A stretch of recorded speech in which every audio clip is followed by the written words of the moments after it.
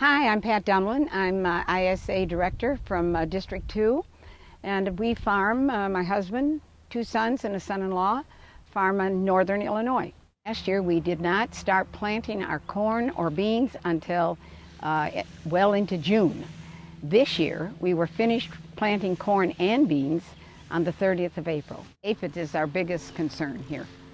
We get aphids will hit us in August, and we many times have to spray for them, just depending upon the crop of aphids.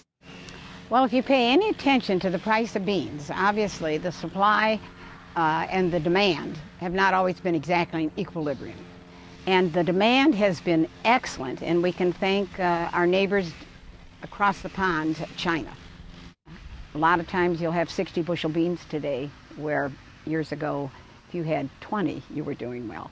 And we no longer have to look at the clean bean field that I'm standing in. And used to be that if you wanted that, you went out and you pulled those weeds, which was a back-breaking, nasty job. Soycam was an idea that was born at Illinois Soybean Association. And what their job is to do is to take pictures of their beans from the time they first started with the ground, so that people can get an environmental look at what's going on from one end of the state to the other.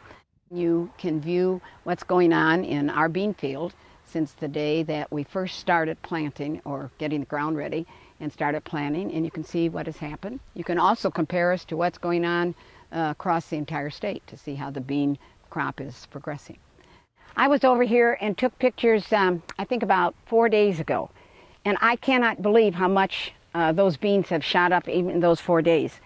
We have a scout that we pay a fee to, and he comes around and checks all our beans in our cornfields, and he is just as excited. In fact, what he is so excited about is what the manure does. We, of course, with all our pigs, we have quite a bit of manure to share with our corn and beans. And he just thinks that manure is just the greatest thing since sliced bread in terms of what it does for our crops. And we think so too. This is not an exceptional field. This is just like all the fields that you will see in the surrounding area. We've got a great corn crop coming on. We've got great bean crop coming on. We've had good weather for it up in this area. And I think if you talk to any farmer, he's just going to be thrilled to death. Environmentally, we are the best stewards there are. And the reason for that, good environmental, good stewardship, increases our bottom line. Our ground we want to have for years to come, and we've farmed it for years.